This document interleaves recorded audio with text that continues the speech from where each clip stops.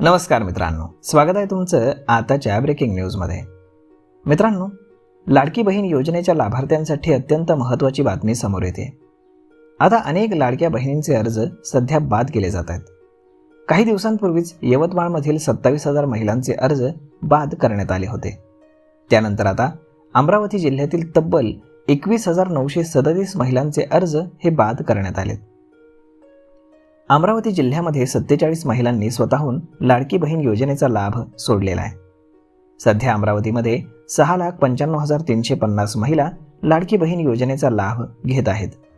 विविध कारणांमुळे 21,000 महिलांचे अर्ज हे बाद करण्यात आलेत। त्यामुळे या महिलांना आता कधीच या योजनेचा लाभ मिळणार नाही। आता लाडकी बहीण योजनेच्या अर्जांची नोंदणी बंद झाली आहे, त्यामुळे इथून पुढे कोणालाही या योजनेसाठी नव्यानं अर्ज करता येणार नाही।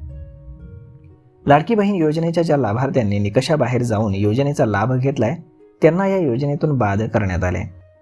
अमरावतीमधील 21,000 महिलांचे अर्ज याच कारणामुळे बाद करण्यात आलेत।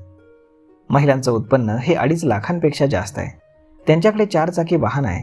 इतर योजनेचा ते लाभ घेत असल्यामुळे महिलांचे अर्ज हे बाद करण्यात आलेत। त्यामुळे तुम्ही जर निकषांच्या बाहेर जाऊन लाभ घेतलेला असेल तर तुम्हाला देखील इथून पुढे या योजनेचा लाभ मिळणार नाहीये। लाडकी बहीण योजनेच्या लाभार्थी सध्या जुलैच्या हप्त्याची वाट पाहत आहेत। जुलैचा हप्ता कधी जमा होणार असाही प्रश्न विचारतायत।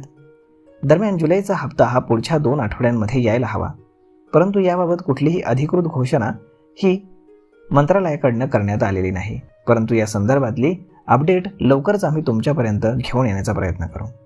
त्यामुळे तुम्ही जर चॅनलवर नवीन असाल तर चॅनलला सबस्क्राईब करायला विसरू नका। धन्यवाद। व्हिडिओत पुढच्या एका नवीन व्हिडिओमध्ये, तोपर्यंत हा व्हिडिओ जर तुम्हाला आवडला असेल तर आपल्या जवळच्या मित्रमंडळींसोबत देखील हा व्हिडिओ तुम्ही शेअर करायला विसरू नका।